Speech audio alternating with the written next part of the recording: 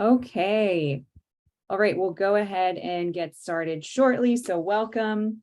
Welcome to the webinar. We're so glad you're here. We'll be starting in just a few minutes or so. Let a couple people trickle in. Grab whatever you need, get comfortable, and get ready to discuss how you can align your marketing and sales teams in your organization. We're thrilled to have you here. Get started in just a minute. All right, welcome, welcome, welcome.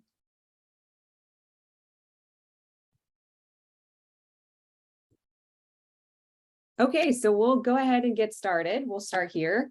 Welcome to the webinar. We're so glad that you're here. Whether you are struggling with missing revenue targets due to disjointed efforts between your marketing and sales teams, or if you're just curious to see what the recommendations are that we have in terms of aligning your marketing and sales teams together, you're in the right place, and we're happy that you're here. We'll go ahead and get started and dive right in. We will jump into a quick agenda so that we are aligned here. So we'll walk through for the duration of the webinar. First, we'll talk through some quick introductions so that you get to know us a little bit better. My name is Brianna, and I'm here with Ryan, and we'll talk through who we are a little bit more in our introductions. But after that, we'll dive right into the meat of it. Marketing and sales alignment. So we'll dive into what marketing and sales alignment is, why this matters, especially now given today's current climate in terms of marketing.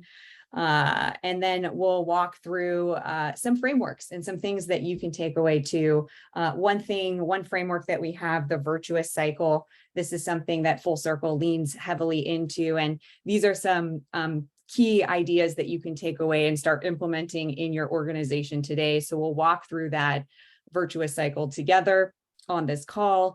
And then moving forward, we'll dive into some best practices and lessons learned. So best practices that we have in terms of aligning your marketing and sales teams so that you can continue to drive growth and pipeline for your business. We'll also walk through our own personal experiences as well, so that you have that to keep in your back pocket. And then, of course, we'll end the webinar with live Q&A as well. So please feel free if anything comes up throughout this webinar, if you have a question, if you have something you'd like a little more clarity on, please feel free, drop that into the chat here. We'll get those answered for you on the call during our live Q&A. And if you aren't given an answer, we'll be sure to follow up with you after this as well. So again, really glad to have you here. And with that, we'll jump into the webinar itself. So few quick introductions. Again, my name is Brianna Perkins. I'm the Director of Marketing here at Full Circle Insights. Very, very glad to be here with you. And also very glad to be here with Ryan Jensen. I'm thrilled to be having him speak for us and to us in terms of marketing and sales alignment. Ryan is a leader within the marketing space. He is a leader within growth marketing, demand generation, and also marketing operations. So if you're looking to have a solution for your aligning your marketing and sales team with that lens, Ryan is the person you want to hear from. So I'll let Ryan speak for himself though. Oh, thank you, Brianna. Thank you for letting me tag along. Big fan of Full Circles, and I like to collaborate whenever possible. So as Brianna mentioned, I come from the demand gen space, classically trained marketer and economics, but also spent a lot of time working with sales on refining and optimizing the go-to-market motion. And so that was one of the reasons why we thought that this topic was important based on what we're seeing, as well as based on the experience that we have. Absolutely. Thank you, Ryan. So glad to have you here. All right. Okay, so let's dive into it. Okay, so marketing and sales alignment. I'll go ahead and turn this over to you, Ryan, so that you can tee us up. Sure, I thought that it'd be appropriate to begin with a little pain, because that's what we as marketers like to do, is discuss pain and then eventually move to a solution. And as you're working in in demand gen, as you partner with sales, you're able to observe a lot of things that are working well and a lot of challenges that you have. And so I highlight here in this slide just some of the common challenges or obstacles that we see. And this is in no means inclusive of everything that we see, but it just gives you a good sample. So, and I'm sure none of these are too, for those in this space, these are probably a lot of familiar areas of concern. So, we can start off with reporting. There are a lot of times when sales and marketing have different reporting methodologies, maybe reporting from different data sources, not having a unified data dictionary. And as a result, you're reporting different numbers to the board and the executive staff, which, as we all know, is pretty problematic. You run into situations where if you don't have regularly scheduled meeting between sales and marketing, particularly with the SDR, BDR teams, you're not getting the feedback that you need in demand gen as well as the product marketing needs in terms of refining your message. A lot of times we also see disagreement on the ICP and the TAM, or situations where sales might complain that the leads that are being qualified by marketing don't meet that TAM. And then also, a big issue is marketing ops and maybe revenue or sales ops having different priorities around what technologies you need to make investments in. And, I raise these concerns not to cast blame, but to illustrate a reality. And, that reality is that in the many cases, these roles, whether it was marketing ops or sales ops, they grew organically within those organizations based on needs. These are roles that have been developed relatively recently within the last 5-10 years. And they were created to solve a problem specific to that organization. And a lot of times, if you don't raise these types of problems and these the development of these roles to a larger, more executive audience, a lot of times what you have is a situation where you do have these quote unquote silos forming, and sales is solving a problem that marketing might also be solving, but using a different approach and different technologies. And so what will happen is 2-3 years down the road, we see that there are tremendous gaps in terms of how we're reporting on things, how we're passing over things, the data that we're using.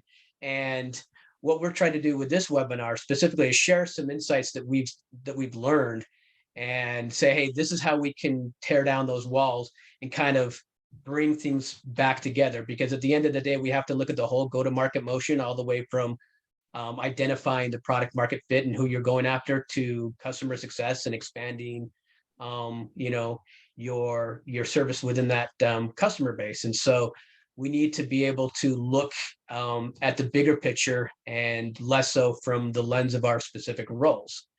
And so with that in mind, this is the reason why we're doing it. So the next slide, Brianna, is we're losing we're leaving a lot of money on the table.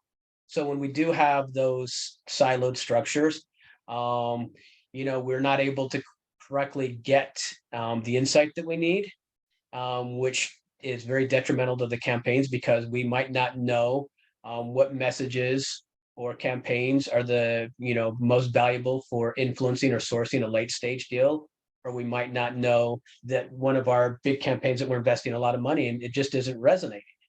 And these numbers are pretty sobering, thanks to HubSpot and Marketo, that there really is a lot of money being left on the table. And, 1 trillion, that's a huge number. That's literally like the GDP of, most countries. And, this is a relatively simple fix if you just take the time to do that. And so, especially so when you look at priorities this coming year, ABM has been on everybody's minds for the last several years, and CDP, so a unified customer, database, is becoming more and more important. We're using tools like Snowflake to bring in data from all different types of sources. And we need to have that unified view, because if we don't, then we're just exacerbating the problems that already exist within our system. And so before you make those investments, we need to get our house in order, so to speak. So Brianna, back to you. Absolutely. Thanks, Ryan, for walking through that. Definitely some sobering stats there as well. Let's talk about the virtuous cycle. We discussed this earlier. It's one framework that Full Circle has here in terms of helping align marketing and sales on these common goals. And so we'll dive into each of these together. You can take these in your back pocket moving forward. The first one, of course, aligning sales and marketing on company objectives. So first, making sure that both the sales team and the marketing team are in agreement and cohesively working towards the same goals, right? So goals, making sure both teams know the goals for the quarter, for the year, and how that bigger vision is ultimately coming into play in terms of your day-to-day. So that's the first thing we recommend. The second thing that we do recommend in terms of helping align marketing and sales is to adopt funnel metrics and attribution. So with this adoption of both funnel metrics and attribution, both teams are able to access the same information there. And there's also one integrated funnel that both teams can access and view. You're taking notes and stock on how you're performing based off of that cohesive funnel. The third thing that we recommend here as well are holding regular meetings between sales and marketing. And Ryan will walk through some different iterations of this. We have a framework that we'll send also after this call based off of meeting suggestions, who should be in what meetings, what things can be discussed, what topics can be discussed rather within those meetings. But ultimately, making sure that our communication is clear between both parties. And one way that we can do that is by hosting these meetings, right? So how are we helping each other for both of our ultimate goals?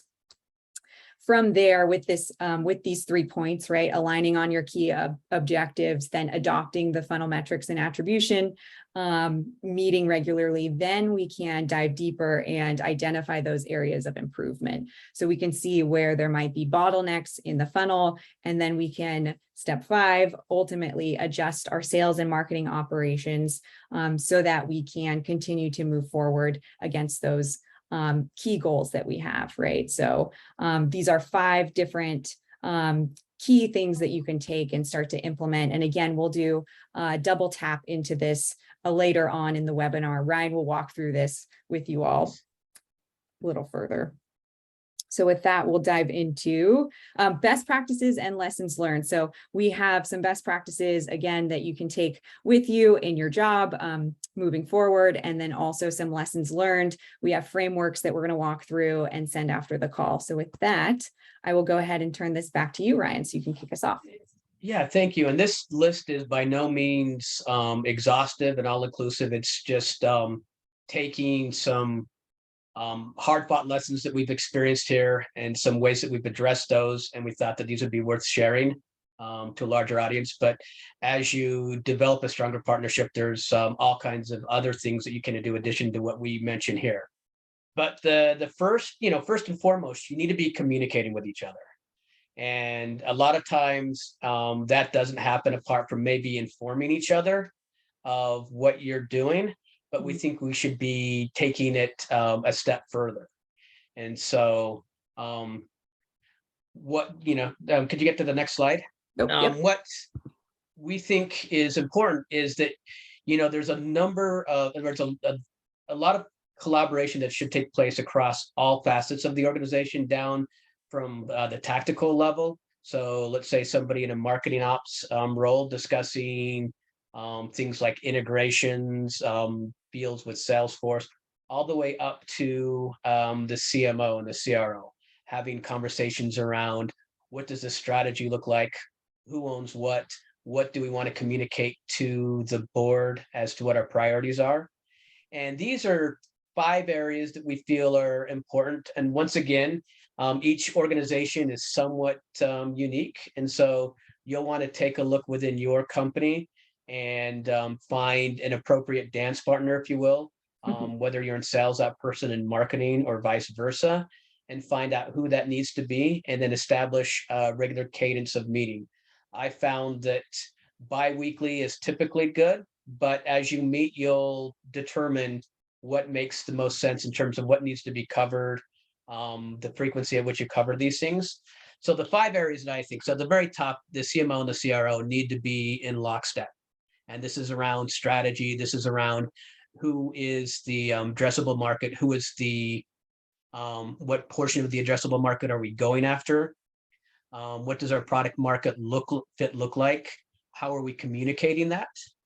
And what are the key metrics that we're shooting for and reporting? And then the next level down, you've got the, the head of growth and the head of RevOps, and you're going over a lot of the strategy thing. You're also going over technology roadmap, maybe some SLAs, ownership over certain processes and how things are being communicated, and then potentially the director of demand gen and the SDR. So this is a very critical part of the process, because SDR is directly downstream from the demand gen efforts.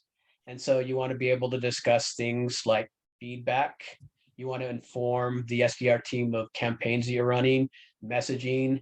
A lot of times SDRs can be that tip of the sword for you. So let's say LinkedIn conversation ads, for example. You're going to want to communicate the best practices around strategies like that. You might even want to provide some guidance on outreach sequences, so that marketing can ensure that there's consistent messaging across the board. And then marketing ops and sales ops, absolutely critical. As an example here, on the right of your screen, I just created a brief sample agenda of what would be covered. A lot of times sales ops or RevOps owns Salesforce, and the Salesforce admin is one of your key allies and stakeholders. You need to make sure that you're in the good graces of that person. And then alignment around reporting. A lot of times there are challenges because if it's not documented, sales might be leveraging certain fields, or there might be duplicate fields, and you need to get issues like that worked out. And then finally, down at the more tactical level, there's probably a marketing campaign manager, program manager that's running a lot of different campaigns that align with what product marketing's been sharing. And you need to be able to share that with the sales organization in a consistent, frequent, and easy to digest manner. So we have a webinar that's coming up. We have 2 pieces of content that are dropping. We have a blog post. Our CEOs doing this interview with this media publication. These are all things that sales wants, because they can leverage their network, their prospects, and share these things through things like LinkedIn. So they want to be able to support the process, and it's marketing's job to ensure that they're made aware of these things. And as Brianna mentioned, we built a quick framework that you can leverage across the various relationships in designing these types of meetings. But we feel like this is first and foremost the place you need to start. You need to have good, consistent lines of communication that are supported from the top down, so that both groups see this as a priority. And then the next area is integration around technology. So starting as CRM and marketing automation, that's really the backbone, the traditional backbone. But anybody that follows the MarTech space sees a huge proliferation of technology. There's thousands of technologies that can be used to support small processes all the way up to expansive data visualization. And so you need to ensure that there's communication there. So if we could go to the next slide. And the reason why this is important, because a lot of times people on marketing and sales are solving the same problem. And we see quite often a situation where marketing's looking to address data hygiene, for example, and they might invest in something like lean data, and revenue ops is trying to solve the same problem. They invest in a similar technology, and there's a lot of overlap and duplicate efforts. And so what we recommend is that probably your head of marketing ops and RevOps sit down and build a technology roadmap that's supported by your CRO and CMO. And you sit down, and like this spectrum recommends, is you just audit and list all of the technology that you're going to need to deploy, and an emphasis on letting the strategy dictate what you need. A lot of times people buy the technology and then wait for a problem to solve. And then once you audited everything and figured out what you need, spend some time prioritizing them. And then once you prioritize them, figure out the order of operations, because a lot of times certain pieces of technology don't really generate that return on investment until a certain foundation is in place. So for example, you want to buy an ABM tool, or you want to, invest in Full Circle.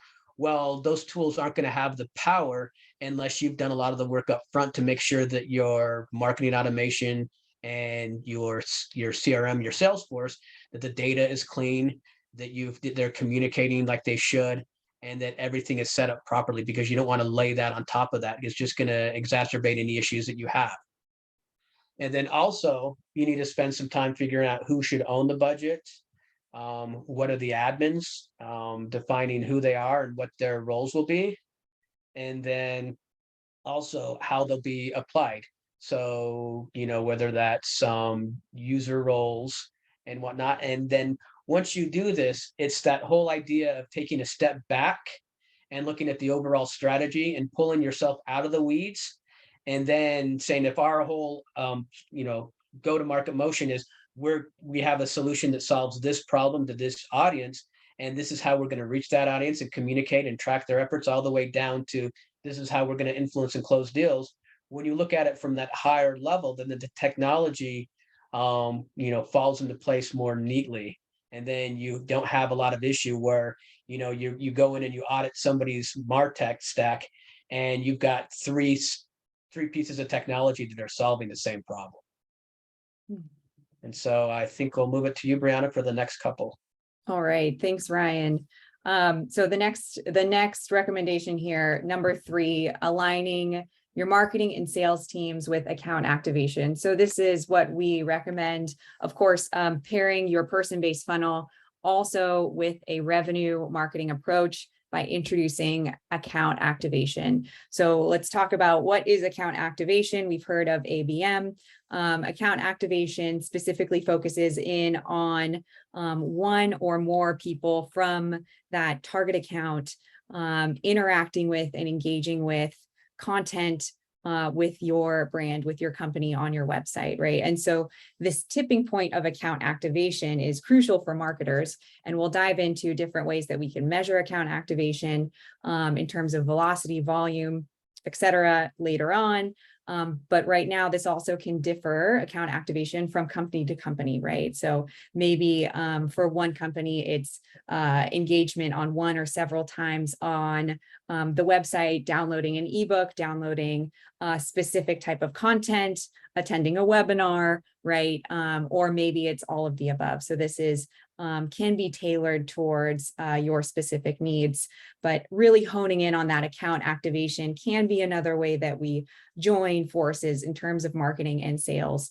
Full Circle ABM is how we measure account activation. We can track every step throughout this revenue funnel as well, including those volume, velocity, and conversion rates we'll dive into later on. Okay, the next recommendation we have is leveraging the Forrester B2B revenue waterfall. So if you aren't familiar with it already, we highly recommend getting to know this waterfall inside and out, making sure that you're aligned with both teams on your revenue waterfall based off of each of these steps. So not only looking at the revenue waterfall in terms of your prospecting efforts and acquisition, but also in terms of retention, upsell, and cross-sell. There's lots of opportunities for us to measure the impact of marketing and sales efforts here in terms of the cohesive revenue waterfall. So we'll walk through these together if you're not familiar, but then we're going to double tap on 3 stages that are crucial for marketers, specifically in measuring that handoff from marketing to sales.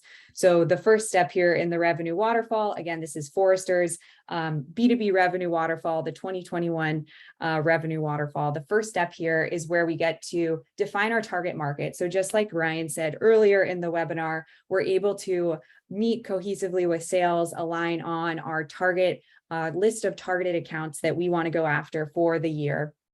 And then from there, we can plan our marketing strategy accordingly. Step 2 is creating awareness and detecting those active buying groups, so targeted opportunities.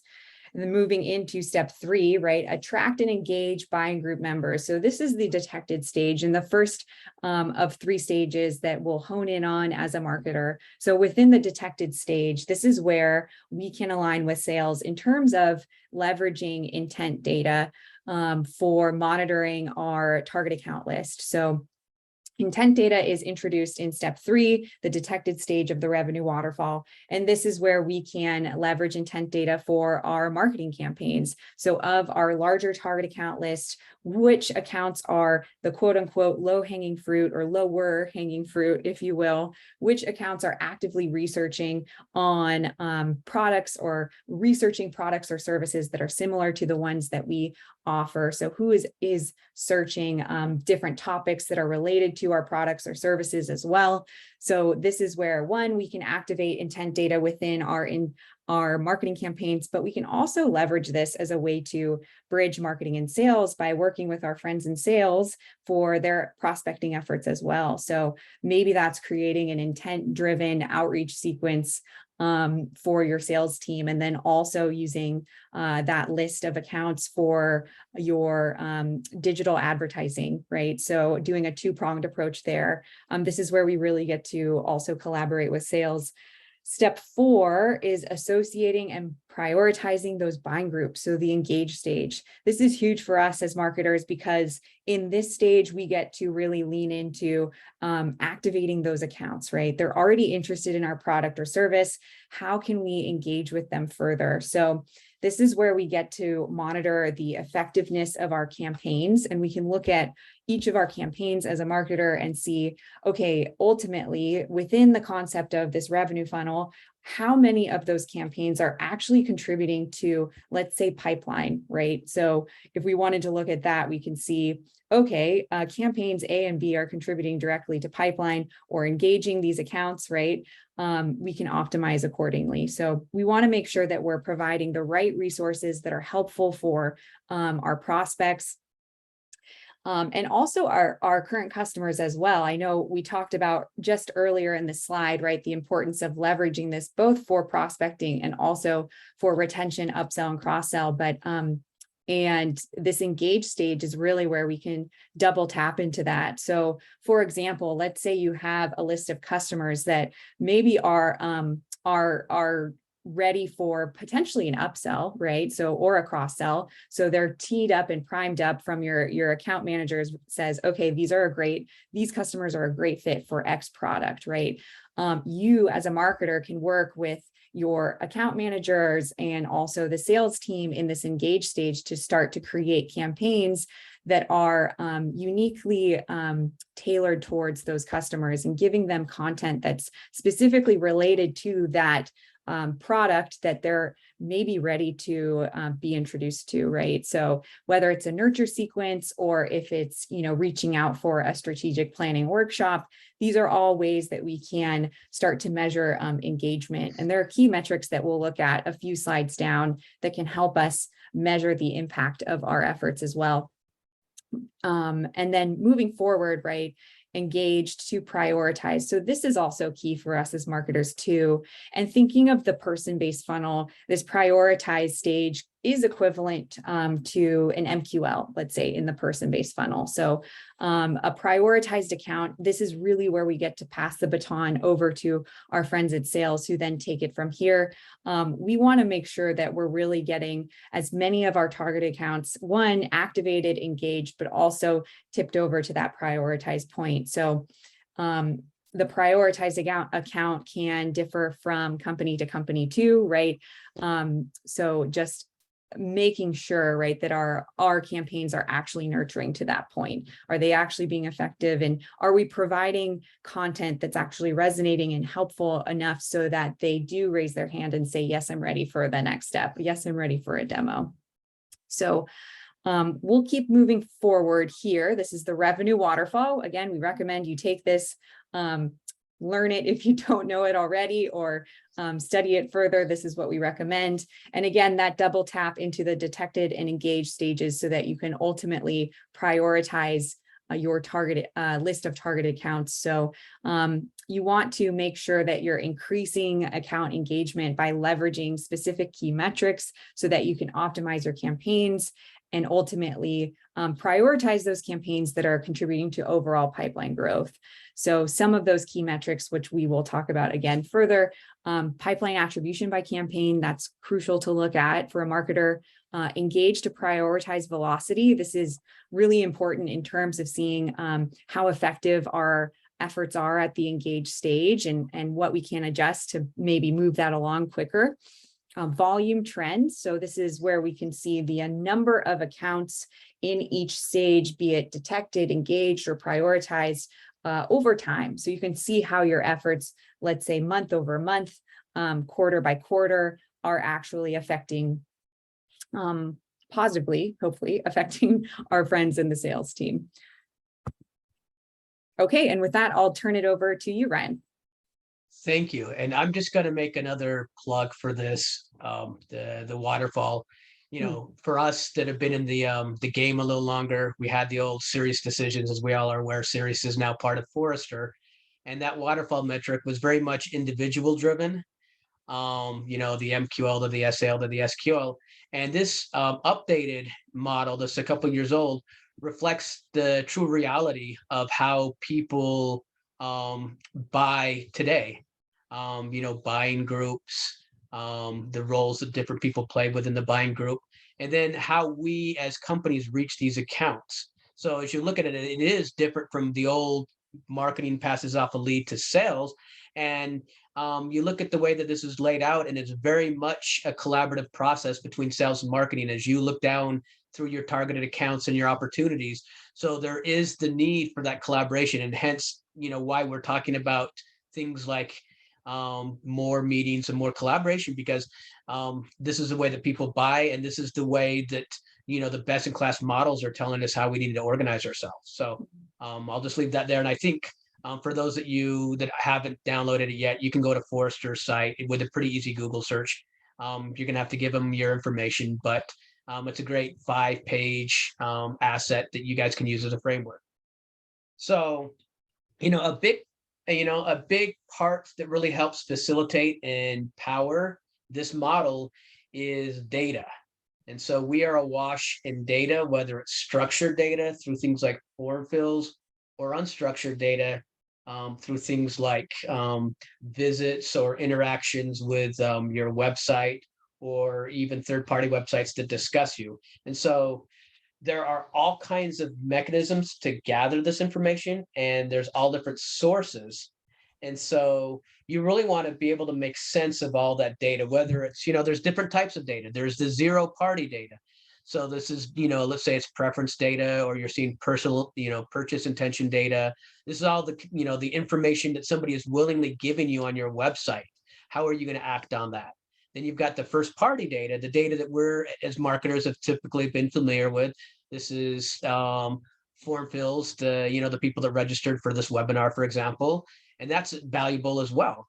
Then we have second party data that you usually acquire from partners, and then third party data, which, you know, is kind of going the way with dinosaurs with, you know, the sunsetting of cookies. But you've got all of this data, and you're getting intent for it. You're looking at this data and you're saying, well, what themes might people be interested in? Based on their interest, they might give you an indication of where they are in the buyer's journey. You might see, you know, who's interested in what theme, and how well do those prospects fit with your ICP. And you need to be able to not only see this as a marketer, but you need to ensure that this information gets passed over to product marketing, because they want to know if their assumptions and assertions about who the best fit for this product is. They want to be able to confirm that. And then, you know, also just as important, you need sales to be able to receive these signals, and to be able to partner with marketing on, hey, a few people within this organization are interested in this topic. Let's have a plan in place to be able to engage them on that topic and to help further the conversation. And so this is what we talk about with avenues of activation. is because they visited one site, what kind of response can you have to help facilitate that further education on their mind to get them further ready for a more formal conversation with sales? And then that goes into our next slide, which is along Absolutely. the same theme. And I'll just do a quick Oh, quick plug too. Sorry to okay, cut you off, Ryan. go ahead. Thank you for diving into this. And yes, this is pulled from a previous webinar. So if anyone is interested, we did a webinar with Bombora on intent data and how you can leverage this. So if you want to double tap into this, please feel free to reach out. I can send you the link. Bombora's surge data is represented above. There are other intent opportunities as well, but just wanted to flag that. And if anyone's interested, please let us know. Thank you. And then you've got, you do have all of this great data. Now, how can you leverage tools like Slack to get like, let's say a Slack alert that somebody's on your website visiting this page? Or how can, whether it's an iframe within Salesforce that gives sales visibility into that action that they've taken. That's the end game here is we want to be able to have that 360 view perspective of where that account is, all the different people within that account that make up the decision, and get a true measure as to how engaged they are and what their fit is. So one of the challenges, I know that it's pretty easy to capture a form for example, but we have what we call the dark funnel, all kinds of activity that's a little more difficult to structure and to pass over to your marketing automation system for scoring. It's somebody liking a post on LinkedIn or forwarding an article or engaging with a podcast. And so you need to figure out a game plan to be able to surface that kind of information and pass it over so that it can be ingested by your scoring and by your attribution models, because otherwise you might be overstating certain channels, like let's say organic search, when you're not taking into account the fact that maybe preceding that they were engaging in a conversation that took place on LinkedIn. And so Full Circle, for example, has the digital source tracker, which enables marketers to, once a prospect is known, to be able to look back and digitally stitch together some of that preceding history. But that's all very valuable, not only for marketing, but for sales. And then as you start to do reporting and you start to build out that CDP plan and ABM, those are all very vital and important inputs, because now you're getting a better sense for what is that account's fit, what is top of mind, so that when you're working with pre-sales, you can make sure you hit on those topics that they've been researching, and then leveraging all of that information and then being able to report on it and using these tools to be able to say, wow, as a marketing organization, we have a budget of X across these channels. We need to know which investments in channels or campaigns are driving the most engagement, to yield the most opportunities that either are sourced or influenced. And without this taken care of, you don't have that visibility. And once again, I'll state that sales should be involved in this as well, especially even attribution.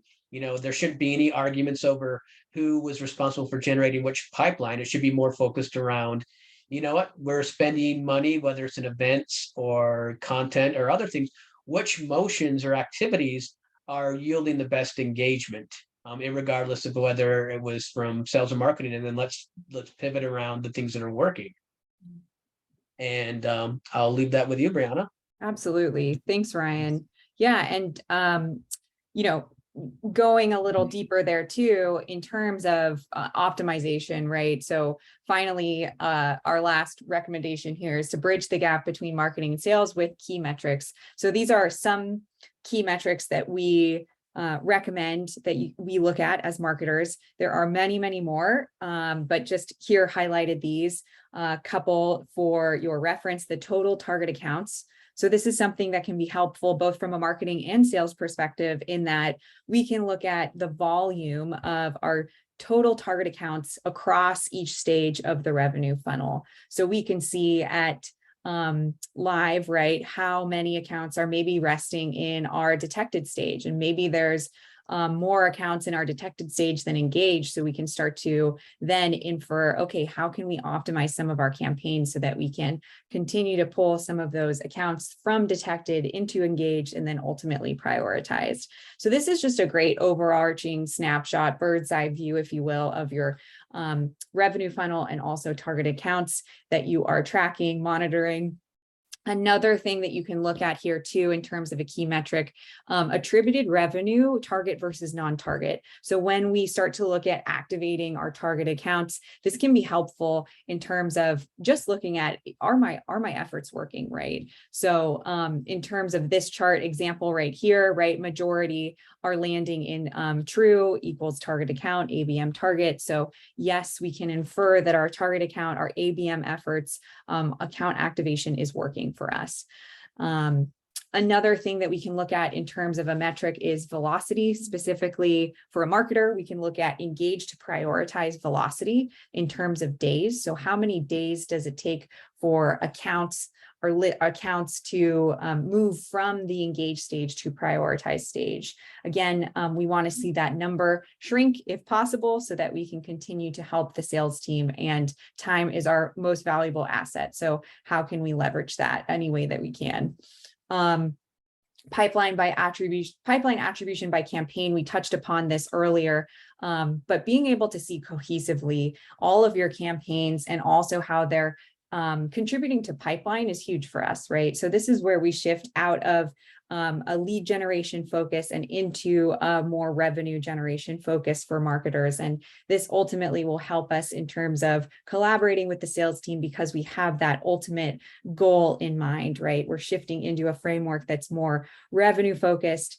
So we're like-minded in that way. So these are a couple snapshots of key metrics we highly recommend you use and start implementing. There are many more, of course. We have more information here if you would like as well. Okay. One thing I'll just add quickly, Yep. Brianna, to that is what I love about Full Circle is, as this whole focus of this conversation has been about sales and marketing, not getting along, because that means that there might be some dysfunction, but just strengthening the relationship.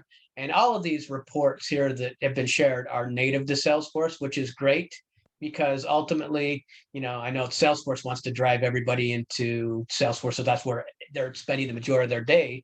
And I like that as well. And these reports are just as easily accessible for somebody in marketing as they are in sales. And if you're in sales, that it's based on data that you're familiar with, that hopefully RevOps has been able to help structure. And so you have a lot more confidence in that because you're in the same environment that you're spending the majority of your day in already. Absolutely. Thank you, Ryan. Great point. All right. Our key takeaways here, we are just at the end of our webinar. Of course, we'll have Q&A, but some key takeaways for us. One, we recommend, of course, aligning the sales team with the sales team on those key business KPIs, setting up those recurring meetings so that we can review optimizations.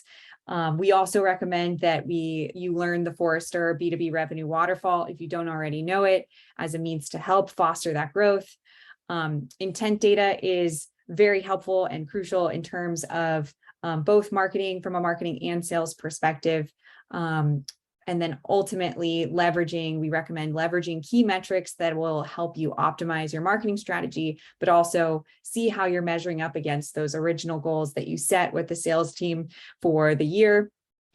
And of course, using a single source of truth for measuring account activation. As Ryan touched upon, we recommend aligning your efforts within the CRM.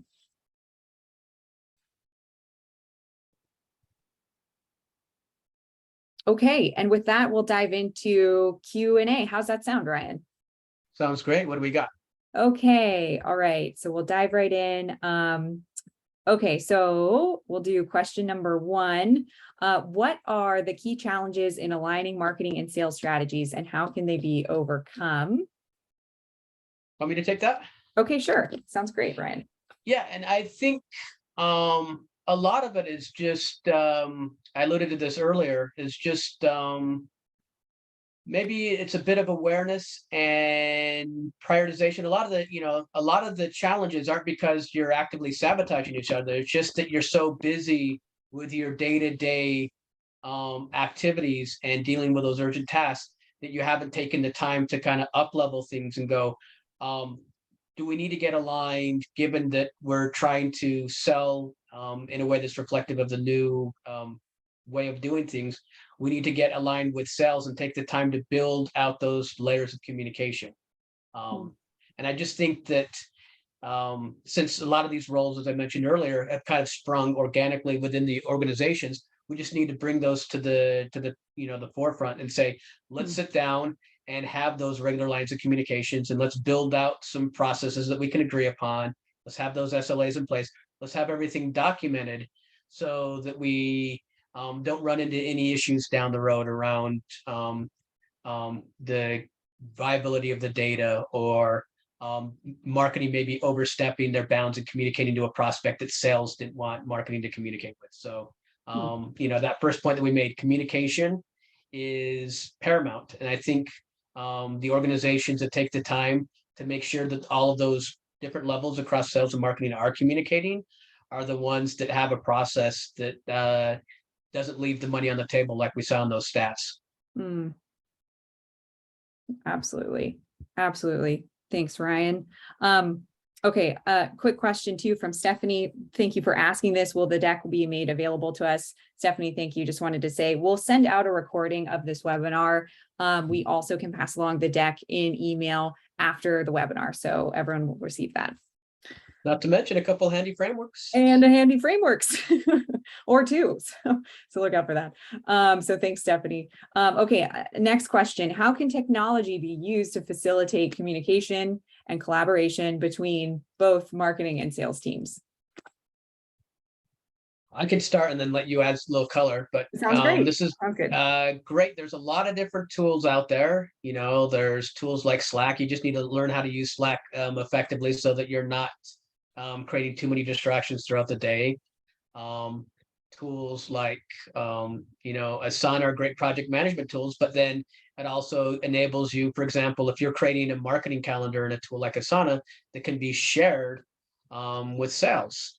And, there is, collaboration, as we've said several times already, is important. And sales, more importantly, wants to understand or be able to support these efforts. So if you can use a tool that enables somebody in sales to see, wow, this is the latest post that was put out today, now I'm going to reshare that, the better, because they want to see what you're doing, and they want to leverage that tool to be able to further engage their prospects. And content is a great way to drop a line with a prospect that you're wanting to re-engage. That's great. Agree. And yeah, I would say, Ryan, to your point too, the project management tools are key and crucial in terms of collaboration for those meetings, right? Where we get to review how the progress of the projects that we're working on, whether it's a marketing campaign or how we're helping sales. That's great. And also any technology that can help you in terms of measurement and seeing how our efforts are actually lining up against our overarching goals, right? And making sure that both parties are aligned on those key metrics that are resulting in overall in our overarching goals.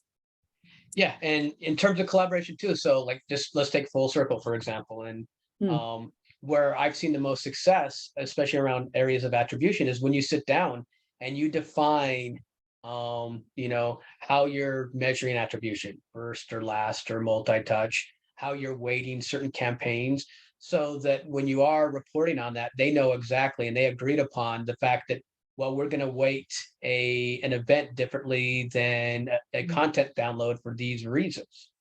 And that's very important, where you've got a piece of technology that's providing insight, but because both sales and marketing are on board, you're driving more buy-in, which leads to data and reporting that's actually being better leveraged. Absolutely. Thank you, Ryan. All right, moving on to the next question. What role does well, we talked about this. What role does data and analytics play in achieving marketing and sales alignment, and how can it be effectively leveraged? Okay. Yeah, visibility, and then how you can, be able to action upon it. Mm-hmm. You're driving insight from data, whether it's coming from whatever source, but then you're also saying, wow, this data is telling me this, which means I can then take this action based on the insight that I'm getting. And as we mentioned earlier, if sales sees that information as well, then you could have a discussion and things like, well, if we get this signal, is it more appropriate for marketing to follow up with this kind of engagement, or is it more appropriate for sales to do a more bespoke or personal engagement, like a call or invitation to maybe a wine tasting? Mm-hmm. Absolutely. Absolutely. All right, let's see, moving right along. What best practices can organizations adopt to ensure ongoing alignment between both sales and marketing teams, and how can they measure success? I'll let you take the lead on this. Okay, great. Yeah. So, we walk through a lot of these in our webinar, but ultimately communication, collaboration is huge, right? Person to person, like collaboration on ensuring that we're marching forward towards the shared goals, right? So again, identifying our goals for the year, our annual goals, and then making sure that marketing, as a marketer, we are mapping back to those overarching goals with the sales team, right? So for us, it could be, okay, we have an overarching goal, sales goal, and as a marketer, we want to prioritize X amount of accounts for the year. So how many prioritized accounts do I need to generate this quarter, and what does that look like in terms of account engagement, right? So that's where we can lean into and leverage specific metrics to help us organize our efforts in that fashion. No, and just to add on that is just the, not the inclusion, but also just deciding, how are we going to collaborate? Obviously, you don't want to potentially collaborate on everything, because then we'll run into too many cooks in the kitchen. Mm-hmm. But you define as groups cross-functionally, hey, these are the things that we're going to share and get feedback from you on, and these are the things that we're just going to share to notify you of what we're doing. And I think that's helpful. You do want to keep each other apprised of activities, but you also don't want to open up things too far to where they are slowing down the process, because now you've got 5 people with 4 different opinions that you need to account for. And so that's a balance that you'll just need to be able to strike between the two groups, and then hopefully let the CMO and CRO get involved if there are any disagreements. Absolutely. And that handout too, we'll provide after this call might be helpful for you in this fashion as well. So let's see. Okay, last question of the day. How can marketing and sales teams work together to generate high quality inquiries and drive revenue growth? I think the most important thing is that work up front. And, I don't want to understate a lot of what we do in marketing or marketing ops, but at the end of the day, you have a product or solution that is solving a problem in the market. And I think it all starts there. Your understanding of, hey, this is who we're going after. This is the size of that market. This is how it's segmented. And within those segments, we feel like this segment, we have a unique opportunity to solve a problem within that. And if you do that appropriately, and then product marketing is helping you properly convey what your points of differentiation are, then it makes our work downstream that much easier, because we have a clear message. And I know right now we live in a time where, it's content. Everybody's got to have a podcast. Everybody's got to put out a webinar. And there's a lot of noise, a lot of people saying the same things, using the same buzzwords. And if your product at the end of the day isn't solving that problem, then it's just a lot of noise that people in the market have to sort through. So I feel very strongly that if you've got the right product that's solving it, and then if you can clearly convey how it does that, then that's more than half of the battle, because then it's just a matter of getting that in front of the right people and finding the right people in market, and then creating some demand by educating them through good content that helps them understand why your product is solving a problem that they have, that they're aware of, or that they need to be made aware of. Absolutely. Yep. Agree completely with you, Ryan. Right. It starts with the pain point, right? And we have the solution for the pain point. So how can we effectively communicate and connect with the person with the pain, right? Or the multiple people at the account that's our target account with the pain. And a lot of that, as you mentioned, Ryan, comes also within the nurture process. So if we are speaking clearly and effectively to the pain and also the solution that we have to offer that will help this company grow, we'll be able to generate those high quality inquiries. And then from a marketing perspective, we can lean into and see what content is resonating most with them, and then continue to nurture them throughout the process so that ultimately we can drive revenue growth. So great points, Ryan. And that just wraps up our questions for today and the webinar. So let's see. Thank you so much for joining us today, and appreciate you being here. Ryan, is there anything on your mind you want to? No, well, Okay. other than lunch, I appreciate the chance to discuss these things, because the impetus for this webinar is really just working in organizations where you're not seeing this relationship work as well as it should. And so it's important that we spend some time and make sure that we do have that functional relationship. And I think this is just the first of many conversations that we can have on this topic. And Absolutely. we only covered a few items, but we feel like if you adopt these items, that you will see success. Absolutely. Thank you, Ryan. And thanks everyone for joining us. We will be sending out the materials post call, so look out for that in your inbox. I hope you have a great rest of your day, and we'll connect soon. All right. Thank you. Okay. Thanks all. Bye.